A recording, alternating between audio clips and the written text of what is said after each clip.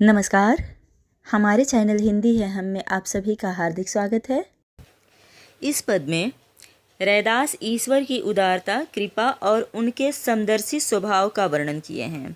वो कहते हैं, भगवान जाति कुल नहीं देखते बल्कि भक्ति को देखते हैं।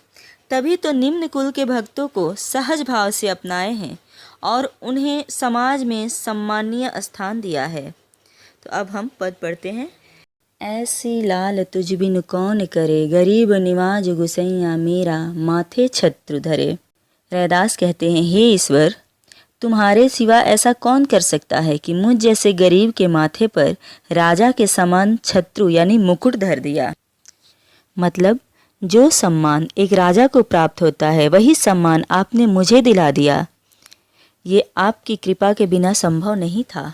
जाकी छोत जगत को लागे, तापर तू ही डरे, नीचहु ऊंच करे मेरा, गोविंद काहू ते न डरे। जिसकी छूत जगत को समाज को लगती है उस पर तुम डर गए, यानी जहाँ लोग अछूत की परछाई भी छूना पसंद नहीं करते उस पर तुमने अपनी कृपा की। यहाँ रैदास अपने बारे में कहते हैं कि मैं तो अछूत हूँ। उस वक्त जाति प्रथा छुआछूत का भेदभाव कुछ ज़्यादा ही था, हालांकि अब तो ऐसा कुछ नहीं है। पर जाति प्रथा के अनुसार रैदास बहुत ही निम्न कुल के थे और उस जाति को अछूत माना जाता था। तो रैदास कहते हैं, आपने मुझ जैसे अछूत को भी ऊंचाई पर पहुंचा दिया। आपने मुझे वो सम्मान दिलाया।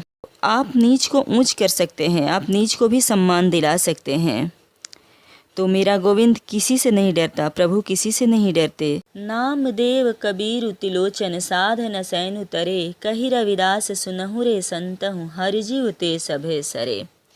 जिस प्रकार ईश्वर ने नामदेव, कबीर, त्रिलोचन, सदना और सैनु इन सभी व्यक्तियों को, जो कि छोटी जाति और साधारण परिवार से थे, इन सब का संसार में नाम हुआ, तो यह सब आप ही की इच्छा से हुआ।